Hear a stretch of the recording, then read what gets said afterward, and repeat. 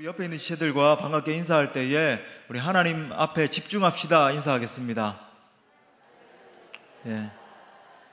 자꾸 이렇게 좀 선포하고 해야 돼요, 여러분. 그죠? 우리가 좀 졸릴 수도 있고. 그리고 여러분, 금요 성령 집회 오실 때, 그러니까 혼자 오지 마십시오. 우리 같이 좀 데리고 오세요. 왜냐하면은 지금 이 영적으로 어려울 때 큰 은혜가 없이는 사실은 이렇게 좌절할 수 있고 낭망할 수 있고 그러기 쉽잖아요. 그죠? 이 시대 상태 자체가 그렇습니다. 그렇기 때문에 여러분 오실 때 같이 은혜 받을 수 있도록 꼭 이렇게 우리 형제 자매들 이렇게 함께 나올 수 있길 바랍니다. 네, 오늘은 성령님은 누구이신가? 라는 제목으로 하나님 말씀 전하도록 하겠습니다. 우리 2시간에 걸쳐서 이제 성령님에 대해서 좀 알아보려고 합니다. 아마 처음 오시는 분들이 많이 궁금할 수 있어요. 과연 이 기독인들의 능력의 근원이 무엇인가? 다른 음식을 먹고 사는 것도 아닌데 어떻게 이 기독인들은 이 어려운 상황 가운데서도 기뻐하고 즐거워하면서 살 수 있는가?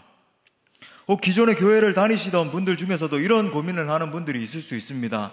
나는 분명히 오랜 시간 동안 신앙생활을 해왔음에도 불구하고 왜 내게는 능력이 없는가?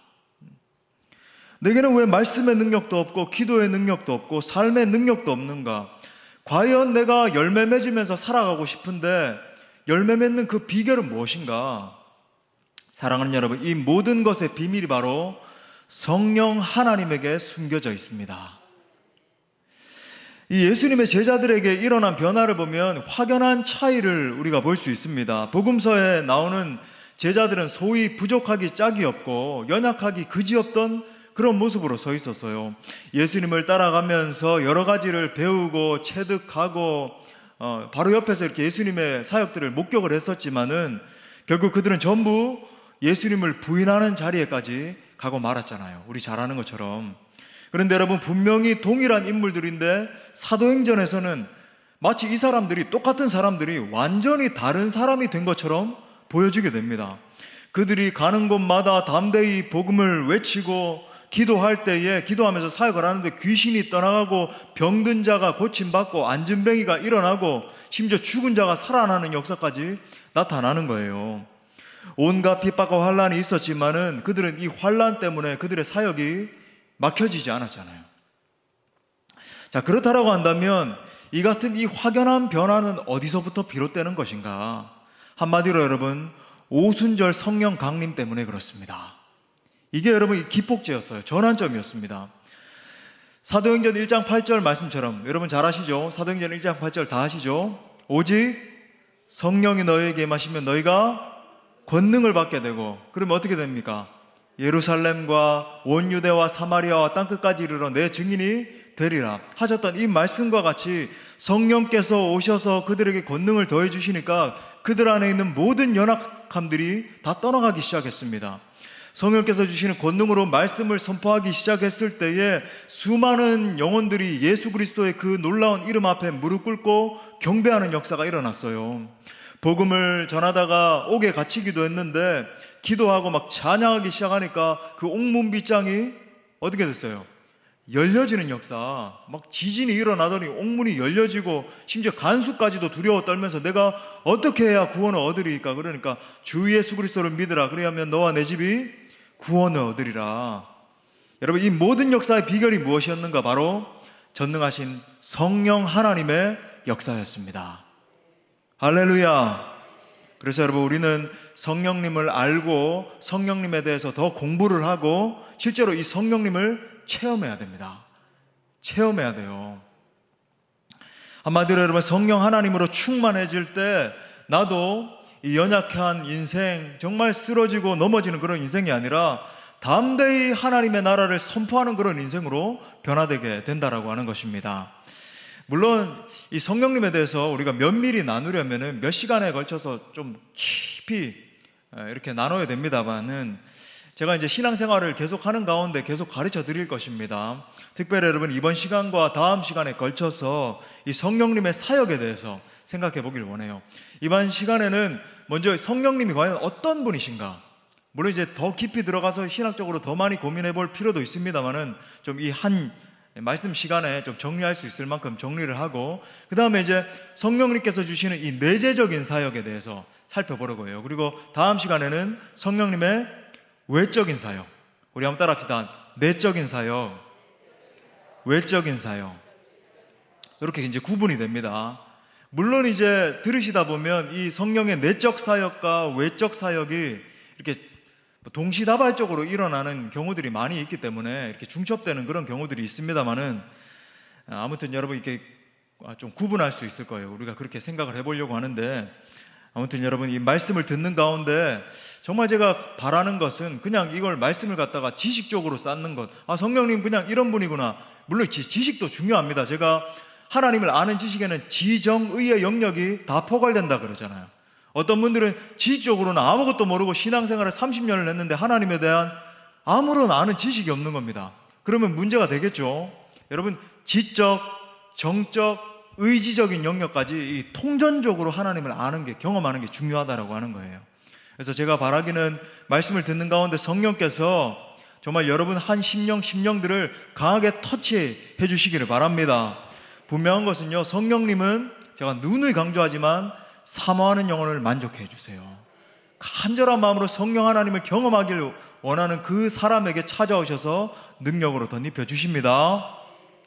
자, 크게 이제 두 가지로 살펴보겠는데, 첫 번째는 성령님은 과연 어떤 분이신가라는 거예요. 성령님은 어떤 분이신가? 궁금하시죠? 안 궁금하십니까? 궁금하십니까? 예. 여러분, 기본적으로 제가 오늘은 약간은 어떤 면에서 이렇게 좀 설명하는 부분들도 있을 겁니다. 여러분, 근데 이걸 알아야 돼요. 왜냐하면 두리뭉실하게 그냥 능력 주옵소서, 능력 주옵소서 이래가지고는 안 된다는 거예요. 20년을 신앙생활을 했는데도 뭐가 성령의 능력인지, 성령님 대체 어떤 분이신지 전혀 알지 못하고 그냥 주옵소서, 능력 주옵소서, 병 고쳐 주옵소서 이래가지고는 안 된다는 거죠. 우리가 좀 알아야 됩니다. 기본적으로 여러분, 성령님은 삼위일체 하나님 중에 한 분이시죠. 여러분 너무 잘 아시는 것처럼 성부 하나님이 계시고, 성령, 성자 예수님이 계시고, 성령 하나님이 계십니다. 여러분, 이 성령 하나님은 하나님 아버지의 영이시고 성자 예수님의 영이세요. 쉽게 얘기해서 하나님 아버지의 영이시고 성자 예수님의 영이십니다. 그러니까 이 세 분은 각자 이제 권위를, 각각 이렇게 다른 권위를 가지고 계시면서 존재하고 계시지만 본질적으로는 동일한 분이세요. 그러니까 여러분, 이 삼위일체 하나님에 대해서 제가 오늘 삼위일체론을 강의하는 건 아닌데 기체가 됐다가 고체가 됐다가 액체가 됐다 그렇게 설명하면 안 됩니다. 여러분, 그걸 이제 양태론적 설명이라 그러는데 그건 잘못된 설명이에요. 사실 이 삼위일체 하나님에 대한 건요, 영적 신비예요. 우리가 어떤 이성으로 논리로 설명할 수 없습니다. 분명한 사실을 여러분 기억해야 되는 건 성령님은 하나님의 영이십니다. 예수님의 영이세요. 그러니까 여러분, 하나님의 영이시고 예수님의 영이시니까 하나님과 동등한 분이시죠. 분리된, 구분된 분이시지만 또 동등한 분이십니다. 여러분, 우리가 성령님이 과연 어떤 분이신지를 알기 위해서는 성령님께서 성경에서 어떻게 불려지시는지를 좀 살펴볼 필요가 있습니다.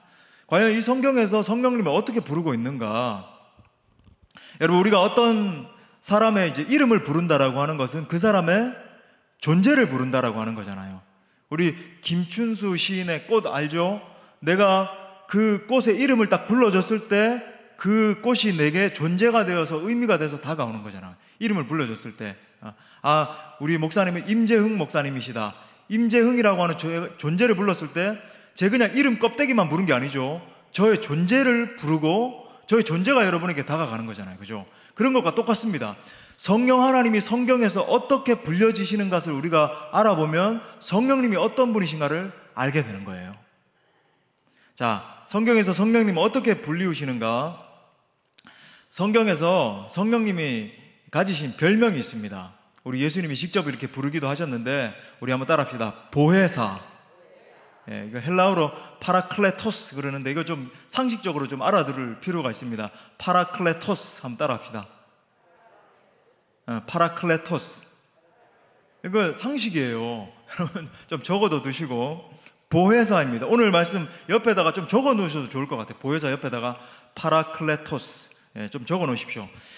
여러분, 이 보혜사라고 하는 것은 은혜로 도와주시는 스승이시다, 선생님이시다, 이런 뜻인데 오늘 말씀에서 이렇게 말하죠. 내가 아버지께 구하겠으니 그가 어떤 분을 보내신대요? 어떤 분을 보내신대요? 오늘 전부 주무십니까? 또 다른 보혜사를 너희에게 주사 영원토록 너희와 함께 있게 하시리니. 안 되겠습니다. 우리 한번 스트레칭 한번 합시다. 자, 펜 놓으시고 스트레칭 한번 하세요. 오늘 뭐 무슨 일이 있으시? 너무 습하고 막 이래서 그런가요? 좀 지치셨나?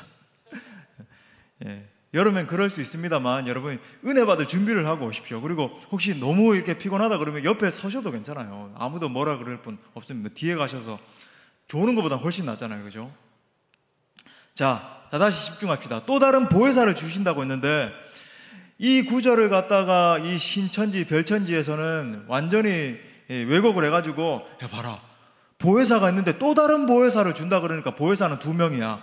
또 다른 보혜사가 누군지 아니? 바로 이만희야. 여러분 어리석기 그지없는 해석이에요. 한국 사람들 거기에 수만 명 가 있는 이유를 모르겠어요. 이렇게 성경을 해석하는데 정말 무지한 겁니다. 여러분 여기서 이제 또 다른이라고 번역되어 있는 이 헬라어 원어가 알로스라고 하는데 이 똑같은 종류 중에 다른 무엇을 나타낼 때에 쓰이는 용어입니다.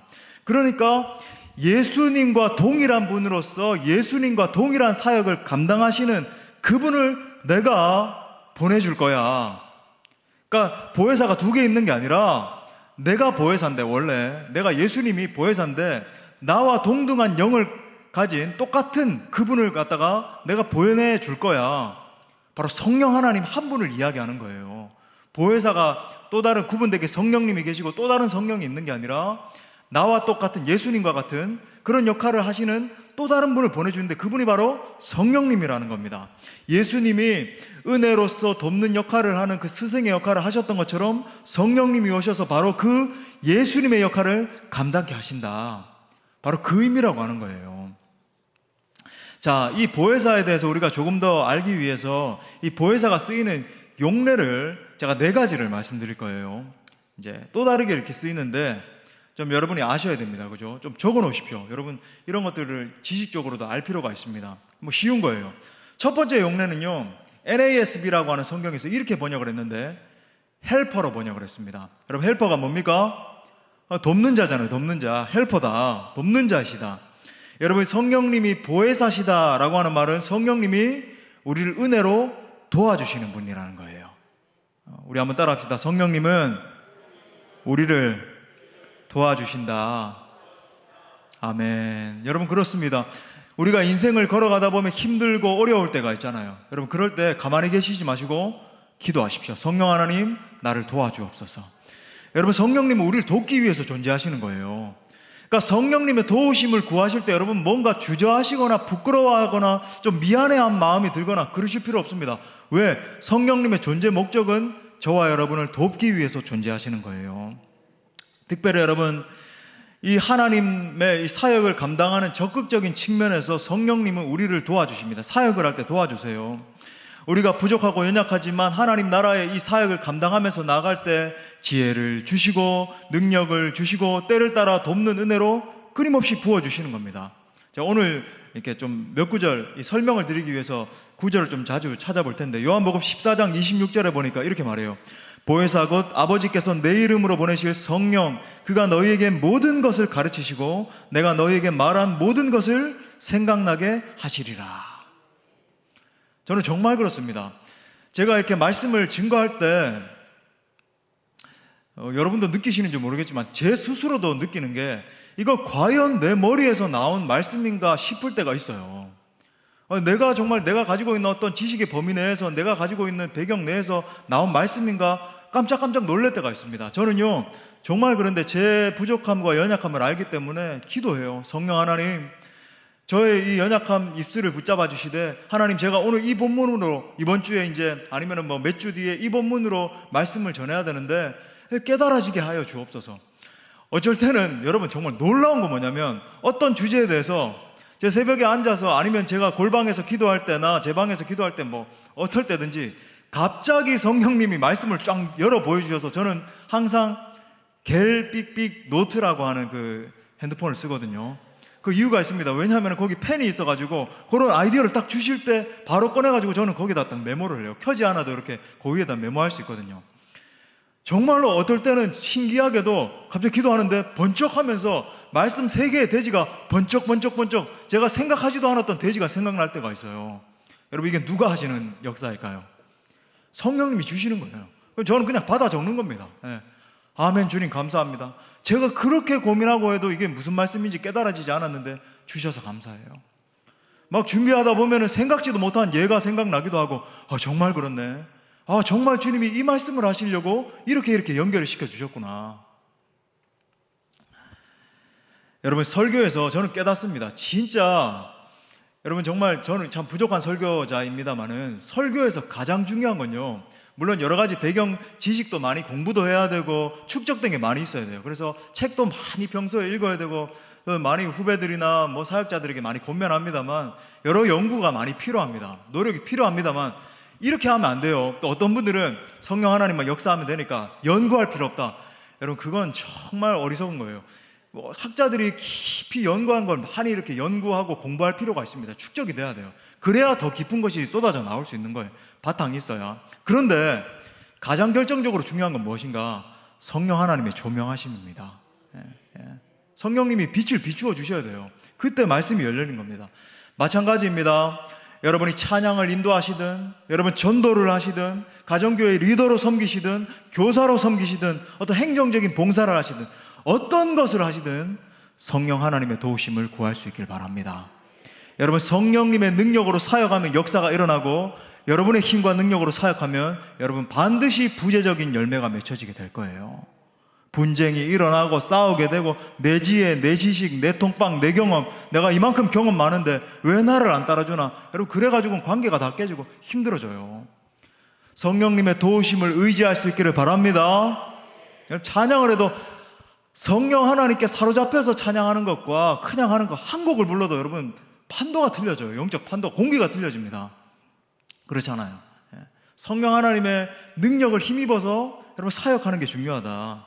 자, 두 번째, 이 보혜사의 용례는 킹 제임스 버전에서는 The Comforter 이렇게 번역을 했습니다. Comforter, 그러니까 우리의 위로자라는 거예요. 한마디로 우리 한번 따라합시다. 위로자. 예, 하나님은 우리의 궁극적인 위로자가 되시죠. 위로자세요. 구약 성경에 보면 욥이 엄청난 고난을 당할 때 그 주변에 있는 사람들이 다 등을 돌렸잖아요. 아내도 손가락질하면서 그렇게 비난을 하고, 자기 평소에 친구인 줄 알았던 그 친구들이 다가와가지고 이거 뭐냐, 너가 평소에 그렇게 하나님을 예배한다라고 하더니 네 꼴이 뭐냐 하면서 비아냥거리고, 심지어 말씀을 인용해가지고 비아냥거리고. 참. 하지만 여러분, 하나님은 고통 중에 있는 욥에게 찾아오셔서 깊이 그를 위로하신 뿐만 아니라 나중에 여러분, 하나님의 위로는 놀라운 게 뭐냐면 예전에 잃어버렸던 모든 것을 몇 갑절이나 갚아주셨다라고 하는 거예요. 여러분, 이게 하나님의 위로의 능력입니다. 인간의 위로와 차원이 다르죠. 정말 우리가 인생길을 살아가다 보면 인간의 이성으로는 도무지 이해 안 가는, 지금 딱 그런 상황인데 지금 코로나 때문에 뭐 계속 수십만 명씩 죽어나가고, 또 유럽에 이제 뭐 미국에 좀 잠잠해진다 그러니까 또 아시아에 또 뭐 얼마나 또 힘들다 그러고. 여러분, 이때 우리에게 필요한 것은 오직 하나님의 위로하심입니다. 사랑하는 사람을 잃었을 때, 내가 정말로 가장 귀하게 여겨던 바로 그 한 가지를 잃어버렸을 때, 정말로 내 삶을 내가 성실하게 걸어온다라고 내 나름대로는 이렇게 열심히 걸어왔는데 그 모든 꿈과 소망조차도 다 잃어버린 것 같은 그 순간에 나를 가장 잘 이해해 주시는 분은 여러분 하나님밖에 없습니다. 하나님밖에 없더라고요. 하나님밖에 없더라고요. 바로 하나님이신 성령님은 우리의 진정한 위로자가 되시는 거예요.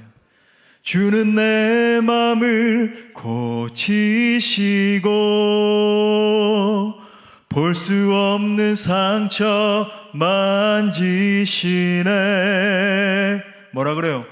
나를 아시고 나를 이해하시네. 내 영혼 새롭게 세우시네. 할렐루야. 주는 내 마음을 고치시는 분, 나의 위로자 되시는 분이라고 하는 겁니다. 더불어서 여러분, 성령님은 교회가 환난과 핍박 가운데서 참으로 어려울 때에 위로하시고 다시 일으키시는 분이십니다. 사도행전 9장 31절 말씀에서 이렇게 말하죠. 우리 다 같이 한번 읽어볼까요? 시작. 그리하여 온 유대와 갈릴리와 사마리아 교회가 평안하여 든든히 서가고 주를 경외함과 성령의 위로로 진행하여 수가 더 많아지니라. 아멘. 여러분, 당시에 이 평탄한 상황이 아니었습니다. 그냥 뭐 안정적이었거나 그게 아니었어요. 자기들이 따르고 있던 이 말씀의 지도자들이 끌려가서 엄청난 고문을 당하고 매를 맞고 감옥에 갇히고 숱한 환란이 닥쳐오고 로마 정권은 어떻게 해서든지 이 예수 그리스도를 주로 고백하는 사람들을 잡아다가 죽이려고 하고 온갖 핍박이 다가오는 그 순간에 뭐라 그래요? 성령의 위로로 진행하여 수가 더 많아지니라. 우리 공동체 너무 잘 알고 있잖아요.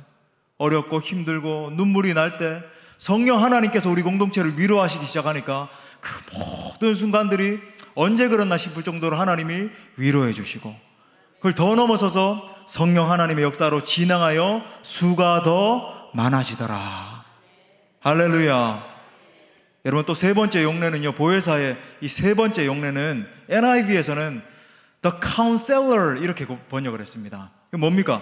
상담자시라는 거예요. 또 한번 따라합시다. 성령님은 우리의 상담자가 되어주신다. 이 수가성 우물가에 있던 여인을 만나서 상담해 주셨던 그 예수님 생각해 보세요.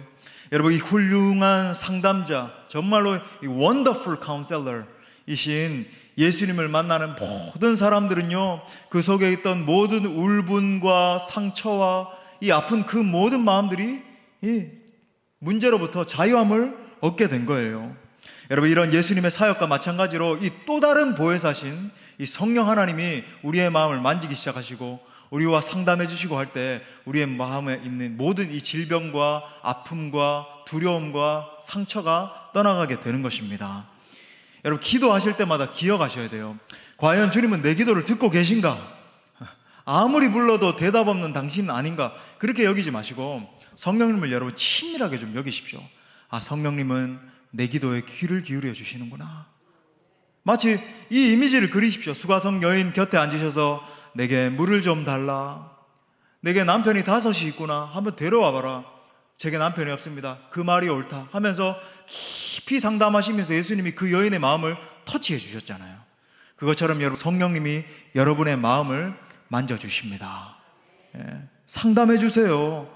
그 주님 앞에 나아가면 모든 아픔과 상처가 고침받고 완전히 새로운 인생을 살게 된다라고 하는 것입니다. 믿을 수 있기를 바랍니다. 자, 이 보혜사 파라클레토스의 마지막 용례는 뭐냐면 대언자 또는 함께 동행하시는 분입니다. 우리 또 한번 따라합시다. 성령님은 나와 끝까지 동행하신다. 자, 요한일서 2장 1절 말씀에서는 이렇게 말해요. 우리에게 대언자, 여기서 이제 대언자도 파라클레토스가 적혀 있습니다. 이 보혜사, 대언자가 있으니 곧 의로우신 예수 그리스도시라. 여러분, 성령님이 파라클레토스시라는 말은 주님 우리와 함께 하시면서 동행해 주신다는 말이에요. 언제까지 동행하십니까? 세상 끝날까지. 세상 끝날까지 동행해 주신다. 제가 지금 뭐 이렇게 방역 때문에 여러분에게 가지 못합니다만, 제가 여러분에게 강의할 때 성령님이 우리를 붙잡고 계신다, 하나님 우리를 붙잡고 계신다의 이 의미가 뭔지 말씀드렸죠. 예수님이 십자가에 못 박히신다 할 때에 어디에 못 박히셨다 그랬습니까? 여기입니까? 1번 여기, 2번 여기. 자, 어디입니까? 어디였어요? 아니고. 자, 몇 번이었습니까? 저는 1번인 것 같습니다. 한번 손 들어보세요. 저는 2번인 것 같습니다. 저는 아무것도 모르겠습니다. 자, 2번 대부분 손 드셨어요. 2번입니다. 2번. 그죠? 그러니까 용례에 따르면 하나님이 우리 손을 붙잡아 주신다 할 때 요 손 부분을 붙잡는 게 아니라 팔목을 붙잡아 주시는 거예요. 예수님이 십자가에 못 박히셨다고 할 때 그 용례가 뭐냐면 팔목 여기 이렇게 달리신 겁니다. 그러니까 예수님이 더 고통스러우셨죠. 이 동맥이 다 터지고 그 다음에 나중에 여기서 흘러내리면 이 뼈에 걸리는 겁니다. 그래서 몸이 축 늘어져서 더 큰 고통을 당하게 되는. 만약 여기에 달렸다 그러면은 그냥 찢어져서 떨어졌겠죠. 여기에 달리신 거예요. 여기에 못 박히신 겁니다. 그런 것처럼 여러분, 주님이 우리를 붙잡아 주시는데 언제까지 붙잡아 주시는가? 주님 앞에 서는 그날까지, 세상 끝날까지 붙잡아 주세요. 여러분, 팔목을 붙잡으면 어떻게 되죠? 우리가 주님의 손을 놓치게 되더라도 주님 우리 손을 계속 붙잡고 있을 수 있는 거예요. 만약에 손을 붙잡으면 손을 놓으면 이렇게 미끄러지잖아요. 하지만 여러분, 주님이 우리를 붙잡아 주실 때 우리의 팔목을 붙잡아 주시는 거니까 세상 끝날까지 절대로 놓지 않으신다는 겁니다. 믿을 수 있길 바랍니다. 특별히 여러분, 우리와 동행하시면서 성령님께서 굉장히 하나의 중요한 특별한 사역을 하시는데, 여러분, 우리를 위해서 중보기도 하신다는 거예요. 이 사실이 얼마나 은혜로운지 모르겠습니다. 저는 이 사실 기억할 때마다 얼마나 감격스러운데, 우리 로마서 8장 26절 말씀 우리 다 같이 또 읽겠습니다. 시작. 이와 같이 성령도 우리는 마땅히 기도할 바를 알지 못하나 오직 성령이 말할 수 없는 탄식으로 우리를 위하여 친히 간구하시느니라. 아멘. 여러분, 우리 성령 하나님의 중보기도는 그 누구의 중보기도보다도 훨씬 더 강력합니다. 믿을 수 있길 바랍니다. 누군가 날 위해서 기도하는 이런 찬양 부르면 절 위해서 기도하는 사람은 아무도 없습니다. 저는 제 때만 믿어가지고 아무도 절 위해서 기도해 주는 사람이 없습니다. 아니요, 성령 하나님이 여러분을 위해서 기도하고 계세요. 성령님이 눈물로 당신을 위해서 기도하고 계십니다. 그러니까 여러분, 우리가 두려워하거나 낙망하거나 주님 앞에 서는 그날까지 여러분 떨릴 이유가 뭐가 있겠냐는 거예요. 지금도 날 위해서 기도하고 계시는 그 성령님을 의지함으로 말미암아 담대히 설 수 있는 모든 주의 권속들 될 수 있기를 축복합니다. 자, 두 번째, 아직 말씀 안 끝났어요. 이제 두 번째, 이 성령의 내적인 사역입니다. 내적인 사역이에요. 적어도 세 가지 내적인 사역을 하시는데, 첫 번째는요, 성령님은 하나님의 자녀로 거듭나게 하세요. 이것도 한번 따라합시다. 자꾸 잠을 깨워야 돼요. 금요 밤에는. 하나님의 자녀로 거듭나게 하신다. 요한복음 3장 5절에서 이렇게 말합니다. 예수께서 대답하시되 진실로 진실로 내게 이르노니 사람이 물과 성령으로 나지 아니하면 하나님의 나라에 들어갈 수 없느니라. 여러분, 여기서 거듭난다라고 하는 의미가 제가 누가복음 강의할 때 말씀드렸습니다마는 완전히 다시 태어난다라고 하는 말이에요. 니고데모가 이 말을 듣고 당시 종교 지도자였던, 율법 학자였던 니고데모가 다시, 그러면 제가 움 안에, 여자의 어머니의 자궁 안에 들어갔다가 나와야 됩니까? 그러니까 영적으로 눈을 뜨지 못하니까 이렇게 엉뚱한 말을 하는 거예요. 종교 지도자도. 그런데 여러분, 다시 완전히 태어나야 된다라고 하는 말인데, 그러니까 사람이 거듭나지 않으면 하나님 나라에 들어가지 못한다라고 하는 말입니다. 여러분, 이 말이 무슨 말인가? 하나님이 천지를 창조하시고 우리 인간을 창조하셨잖아요. 그런데 그렇게 하셨을 때 우리 인간의 코에 뭘 불어넣으셨습니까? 그 코에 생기를 불어넣으셨잖아요. 창세기 2장 7절에 보니까 여호와 하나님이 땅의 흙으로 사람을 지으시고 생기를 그 코에 불어넣으시니 사람이 뭐가 됐다? 생명이 된지라. 그러니까 a living soul 그러는데 살아있는 영이 됐다. 하나님이 그 코에 생기를 불어넣기 전에는 살아있는 영이 되지 못했어요, 우리 인간이. 근데 하나님이 그 코에 생기를 불어넣으시니까 a living soul, 생기가 된 겁니다. 하나님께서 생기를 불어넣기 시작했을 때에 우리가 영적인 존재가 아니었던 육적인 존재로만 존재하고 있었는데 영적인 존재로 소생케 되는 역사가 일어났다. 여러분, 우리가 육의 껍데기를 입고 이제 이 땅을 살아가고 있지만 우리가 영을 지닌 존재가 됐기 때문에 영이신 하나님과 교제할 수 있게 된 거예요. 그래서 우리 예수님 뭐라 그러셨습니까? 하나님을 예배하는 자들은 영과 진리로 예배할 때가 오나니 곧 이때라. 하나님을 예배하는 자들은 뭐로 예배하래요? 영과 진리로 예배할지니라. 할렐루야. 여러분, 그래서 영과 진리로 예배할 때에만 하나님께 상달되는 예배를 드릴 수 있는 겁니다. 욥도 욥기 33장 4절에서 이렇게 고백하고 있어요. 하나님의 영이 나를 지으셨고 전능자의 기운이, 이 전능자의 기운은 뭐 전능자가 막 펄펄 막 기운이 나서 뭐 이런 게 아니라 성령을 말하는 겁니다. 성령 하나님이 나를 살리시느니라. 여러분, 인생의 침체의 문제, 여러 가지 좌절과 낭망의 문제에서 빠져나오는 유일한 비결은 여러분 다른 데에 있는 게 아니라 성령의 기운이 임하면, 성령 하나님의 역사가 임할 때에 살아나는 것입니다.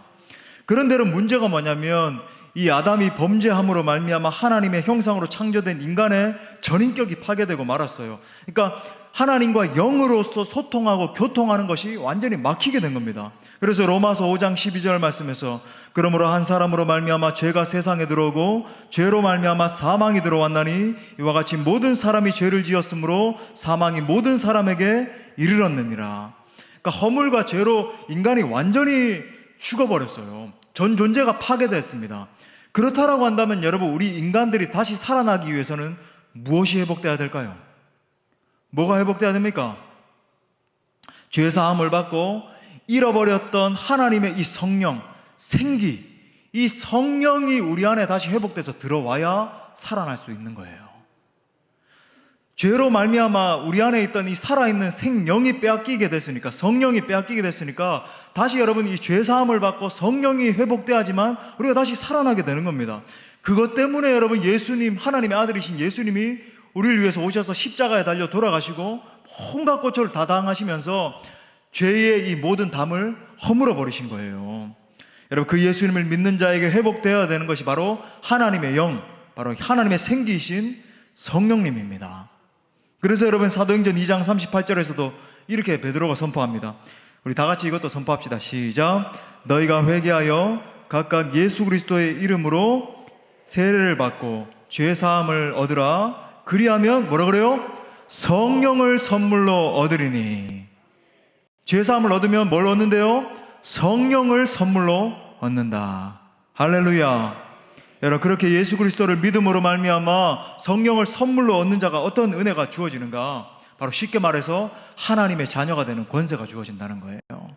하나님께 나아갈 때 더 이상 종으로서 벌벌 떨면서 두려워하면서 내가 혹시 하나님의 성소에 들어갈 때 죽는 것 아닌가 그러는 것이 아니라 자유함으로, 감사함으로 내가 예수 그리스도의 그 피로 말미암아 성소에 들어갈 담력을 얻게 됐습니다.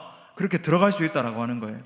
로마서 8장 15절부터 16절에서 사도 바울이 이 놀라운 진리에 대해서 이렇게 말했습니다. 너희는 다시 무서워하는 종의 영을 받지 아니하고 양자의 영을 받았으므로 우리가 아빠 아버지라고 부르짖느니라. 성령이 친히 우리의 영과 더불어 우리가 하나님의 자녀인 것을 증언하신다. 사랑하는 여러분, 우리가 예수 믿어 구원받고 이 성령을 선물로 받아 하나님과 화목하게 됐다라고 하는 것이 얼마나 놀라운 은혜인지 몰라요. 그러니까 지금 여러분, 그냥 자다가도 벌떡 일어나서 뛰어나가서 내가 성령을 받았다, 내게 성령님이 임하셨다, 여러분 증거해야 되는 겁니다. 우리 찬양하잖아요. 성령이 오셨네, 성령이 오셨네, 내 주에 보내신 성령이 오셨네. 이 기쁜 소식을 온 세상 전하세. 성령이 오셨네. 아멘. 정말로 여러분, 이 기쁜 소식을 온 세상 가운데 전파해도 부족함이 없는 성령의 임재 아닙니까? 여러분, 두 번째로 성령님은요, 하나님의 자녀를 거룩하게 하십니다. 이것도 한번 따라합시다. 하나님의 자녀를 거룩하게 하신다. 로마서 8장 5절부터 6절에서 이렇게 말해요. 육신을 따르는 자는 육신의 일을, 영을 따르는 자는 영의 일을 생각하나니 육신의 생각은 사망이요 영의 생각은 생명과 평안이니라. 여러분, 우리 속에 들어오신 이 성령님이 행하신 아주 중요한 또 다른 사역이 있는데, 하나님의 자녀인 것을 증거할 뿐만 아니라 첫 번째로, 두 번째는 성화의 은혜를 주시는 거예요. 우리 한번 따라합시다. 성화. 좀 sanctification, 그래서 신학적인 용어인데 성화의 은혜를 주신다. 점점 우리 속에서 역사하시면서 거룩하게 하시는 그런 역사를 주신다라고 하는 겁니다. 여러분, 성령께서 우리 가운데 역사하실 때에 극명하게 일어나는 일이 있는데, 성령님 역사하실 때 여러분, 절대로 성령님 역사하시면요 가만히 있질 못해요. 성령님 역사하시는데 그냥 아무 느낌이 없고 가만히 있고 그냥 성령님 오셨나 보다, 이런 일이 일어나지 않습니다. 반드시 성령님은 우리의 양심 가운데 죄가 깨달아지게 하시고 그 죄를 막 토해내게 하시고 고백하게 만들어주세요. 소위 여러분, 성령께서 역사하시기 시작하면 옛사람의 지배 아래에서 완전히 죽어있던 그 사람에게 성령의 생기가 불어오기 시작할 때에 새로운 마음이 주어지고, 어떻게 내가 이런 죄악 가운데 빠져 있었는가, 성령 하나님 나를 불쌍히 여겨 주옵소서, 통회하고 자복하는 역사가 일어나게 됩니다. 그래서 여러분, 그걸 통해서 하나님과의 막혔던 이 교통의 담이 뚫어지는 역사가 일어나서 하나님과 충만한 교제를 누리는 사람으로 바뀌게 되는 거예요. 아프리카의 선교사였던 여러분 잘 아시는 리빙스턴은 이 의사라는 직업을 통해서 원주민들의 이 병을 고쳐주면서 복음을 전했습니다. 리빙스턴의 사역의 이 역사들을 이렇게 좀 읽어보면은 참 이렇게 많은 성령의 역사가 나타났는데, 친구였던 베네트 목사에게 리빙스턴이 보낸 이 편지를 보면 그 역사가 어땠는지 우리가 이렇게 잘 가늠해 볼 수 있습니다. 한번 들어보십시오. 나는 이곳에 와서 많은 일을 겪었네. 지금은 20km나 떨어진 먼 곳에서 온 병자까지 치료하고 있지. 여기 사람들은 수술할 때는 아주 잘 참네. 부인들도 직경 1cm나 되는 상처를 칼로 째도 전혀 울지 않지. 하지만 이들도 성령의 역사 앞에서만큼은 견디지 못한다네. 어떤 사람은 아이처럼 소리쳐 울기도 하고, 양심의 가책을 이기지 못하고 견디지 못하면 교회 밖으로 뛰쳐나가 도망가듯 울면서 질주하기도 하네. 그런데 신기한 것은 다시 안 올 것처럼 도망간 사람들이 다음 집회에 또 출석한다는 사실일세. 그리고 이런 과정을 몇 번 거친 사람들은 순순히 예수님을 구주로 영접하게 되지. 여러분, 이처럼 성령 하나님은요, 우리 가운데 임재하셔서 깊이 우리의 양심 깊은 곳을 파고들으셔서 우리의 중심 가운데 있는 이 죄 문제를 들추어내십니다. 그래서 이 죄를 바라보면서 아파하게 하시고 통회하게 하시고 가만히 있지를 못하게 하는 거예요. 내가 과연 어떻게 이 죄를 끌어안고 지금까지 살아올 수 있었던 것인가? 하나님은 거룩하신 분인데 내가 어떻게 이 죄를 끌어안고 지금까지 올 수 있었던 것인가? 통회하게 되는 거예요.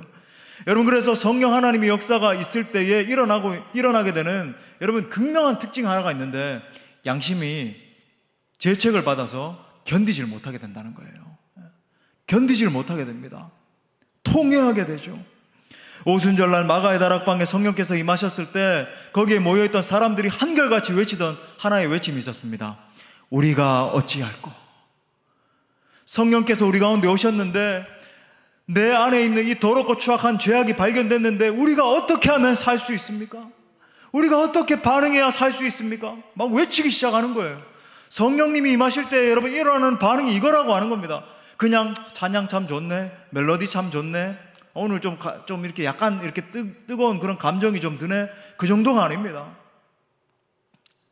최근에 신방했던 어떤 지체도 그런 고백을 하는 거예요. 목사님, 제가 금요 성령 집회에 나와서 몇 년간 이 기도의 문이 막혀졌었는데 정말 나온 지 얼마 안 되신 분입니다. 그런데 기도의 문이 뚫려지기 시작하면서 금요 성령 집회 마치고 집에 돌아가셔서 기도가 멈추질 않아서 2시간 동안 기도를 했다는 거예요. 2시간 동안 자질 않고 새벽 1시간 넘기까지 혼자 기도를 하셨다는 겁니다. 여러분, 성령께서 역사하시면 이런 일이 일어납니다. 통회하고 자복하고 주 성령에 붙잡힌 바 돼서 기도하는 역사, 터지는 역사가 나타난다라고 하는 거예요. 개인적으로 오늘날 이 시대에 가장 필요한 역사가 바로 이 같은 성령의 정화시키는 역사라고 생각을 합니다. 여러분, 우리에게는요 성령의 거룩해 하시는 역사가 절대적으로 필요합니다. 왜요? 여러분, 이 시대를 한번 바라보십시오. 온 세상의 사탄 마귀의 권세와 다스리심이 마치 꽉 찬 것 같은 그런 시대를 우리가 살고 있지 않습니까?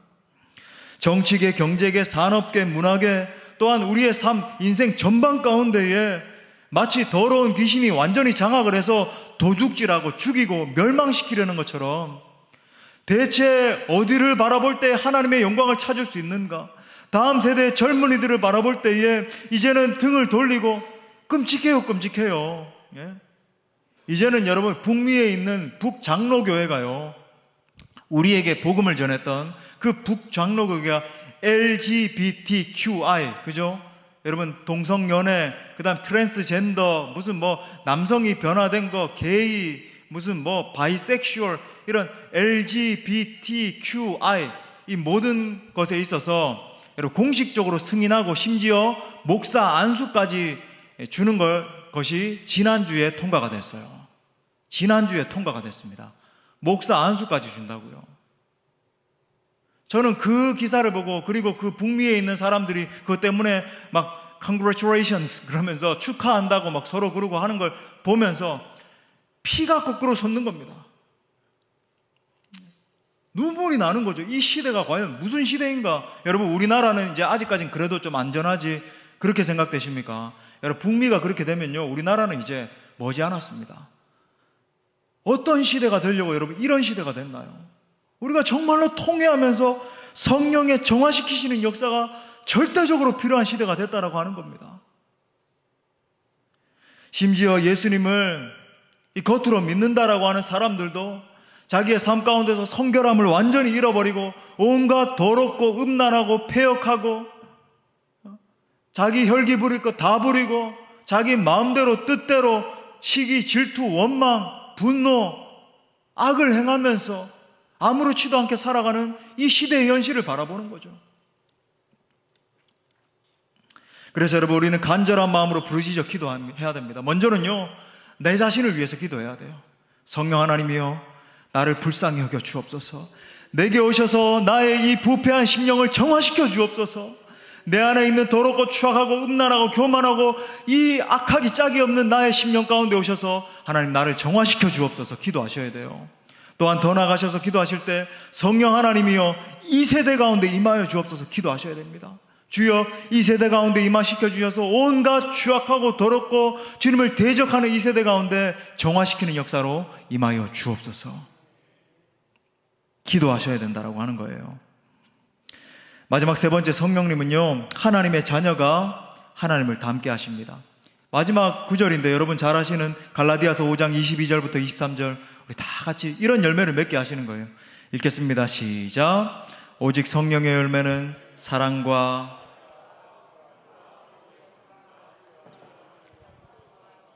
충성과 온유와 절제니 이 같은 것을 금지할 법이 없느니라. 여러분, 이거 가만히 읽어보면 우리 잘 아는 성령의 9가지 열매이지만 놀라운 거 여러분 가만히 한번 관찰해 보십시오. 이 세상이 추구하는 가치, 이 세상이 성공했다, 이 세상이 아름답다, 이 세상이 대단하다라고 하는 가치와 완전히 정반대의 가치 아닙니까? 아니, 무슨 말씀하세요, 목사님? 이 세상에도 사랑의 가치가 있잖아요. 이 세상에도 보니까 희락의 기쁨이 있지 않습니까? 여러분, 이 세상에 있는 사랑을 관찰해 보십시오. 이 세상에 진정한 사랑이 있는 것 같나요?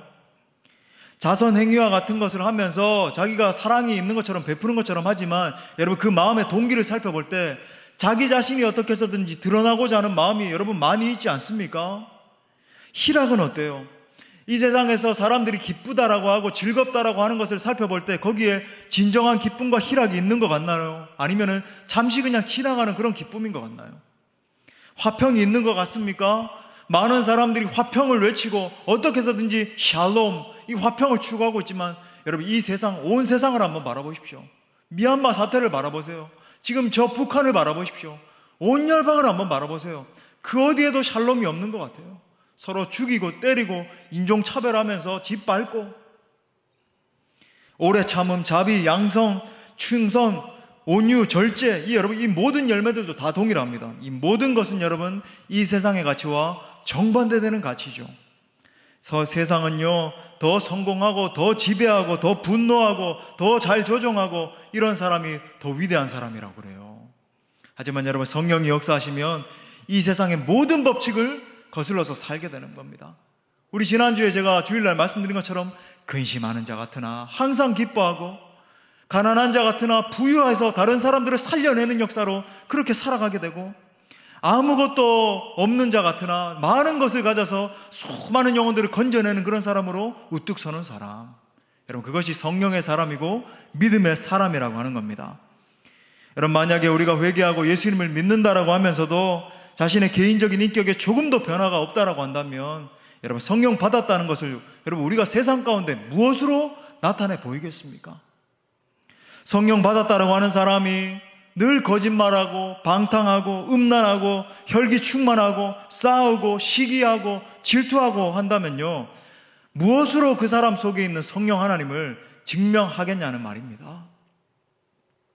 여러분, 성령의 사람은 육을 따라 살고 육신의 법에 지배받는 사람이 아니에요. 성령의 사람은 육을 정복하고 성령께서 주시는 이 성품의 열매를 맺으면서 사는 사람입니다. 인격적으로 의롭고 거룩하고 착하고 성결한 열매를 맺으면서 살아야 된다라고 하는 겁니다.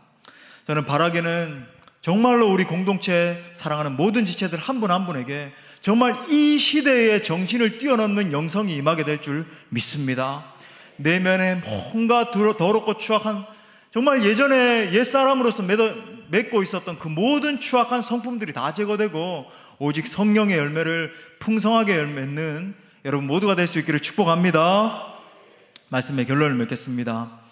사실 여러분 오늘날이야말로 정말로 우리가 이 성령 하나님의 임재를 사모하면서 기도해야 될 때입니다. 저는 진짜 한국 교회가, 한국 사회가, 더 나아가서 온 민족이 사느냐 죽느냐의 기로에 서 있다고 생각을 해요. 진짜 그런 시대입니다. 먼저는 여러분 안에 성령께서 임하셔서 내면에 온갖 더럽고 추악한 것들을 태워주셔야 돼요. 주님, 여러분 보십시오. 주님께서 우리를 사용해 주시길 원하시는데 여러분 한 분 한 분 여기 있는 우리 사랑하는 청년들 한 명 한 명을 사용해 주시기를 원합니다. 아멘입니까? 정말로 사용해 주시는데 어떤 사람을 사용하시느냐? 여러분 큰 그릇도 있고 은그릇도 있고 금그릇도 있지만 여러분 거기에 따라 사용해 주시고 안 해주시고가 차이가 나는 게 아니라 착하고 그 속에서부터 성령 하나님의 역사로 말미암아 깨끗하게 된 그 그릇을 사용해 주시는 거예요. 정화된 그릇, 깨끗하게 된 그릇, 정말로 하나님 앞에 성결하게 서 있는 그 그릇을 사용해 주신다라고 하는 겁니다.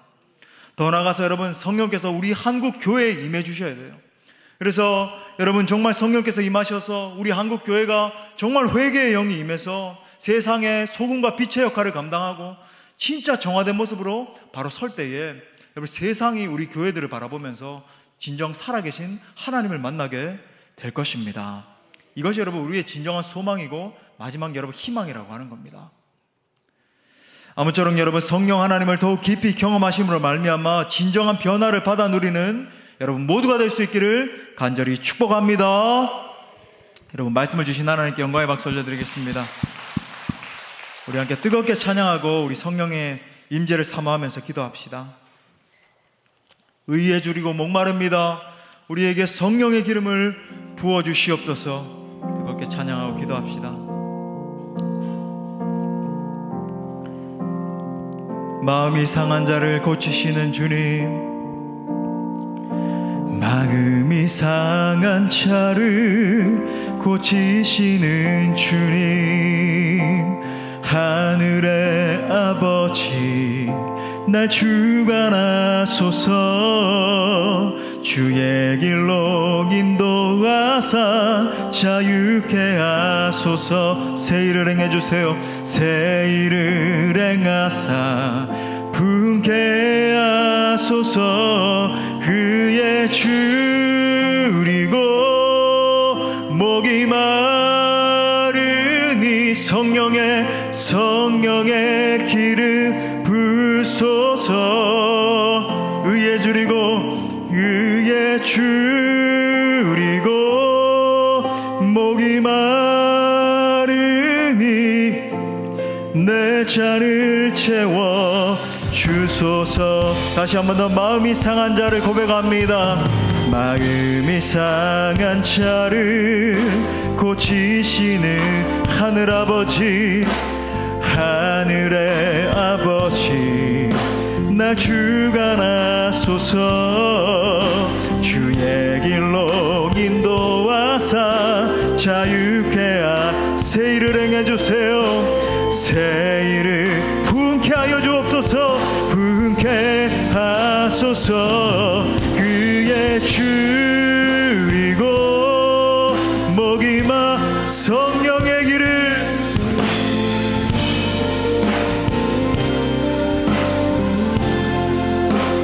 아멘. 그의 줄이고 목이 마르니 내 잔을 채워 주 성령으로 채우사 주님을 보게 하여 주옵소서. 성령으로 채우사 주 보게 하 주의 김제 속에 은혜 알게 하소서. 주 뜻대로 살아가리. 세상 끝나 나를 빚어주세요. 주님 나를 새날 열어주소서. 새날 우리 다 함께 두 손 높이 들고 주님 앞에 그의 줄이고 목이 마 성령의 기름 부소서. 줄이고 목이 아멘 내 잔을 채워 의에 줄이고 목마릅니다 주님 그에 줄이고 목이 성령의 기름 부으 아멘 아멘 주님 그에 줄이고 목이 마르니 내 잔을 채워 주소. 여러분 이 시간 우리 성령 하나님의 임재를 사모하면서 함께 뜨겁게 기도하기를 원합니다. 여러분 이 시간 내 마음이 특별히 여러분 성령 하나님의 역사로 말미암아 정결케 되길 위해서 함께 기도합시다. 여러분 성령님은요 진정으로 회개하는 자에게 임해 주십니다. 하지만 여러분 때때로 회개한다라고 하면서도 이 옛사람의 태도에서 전혀 벗어나지 못하는 그런 지체들이 있음을 보는 거예요. 여러분 그건 사실은 진정한 회개가 아닌 겁니다. 여러분 이 시간 전심을 다해서 회개하며 기도합시다. 성령님 제게 임하셔서 저의 중심으로부터 진정한 회개가 터져나오게 하여 주옵소서. 제 모든 욕심과 욕망과 분노와 죄악들을 정결케 하여 주옵소서. 저희 내면이 예수 그리스도의 성품을 담을 수 있도록 성령이여 임하여 주옵소서. 회개하며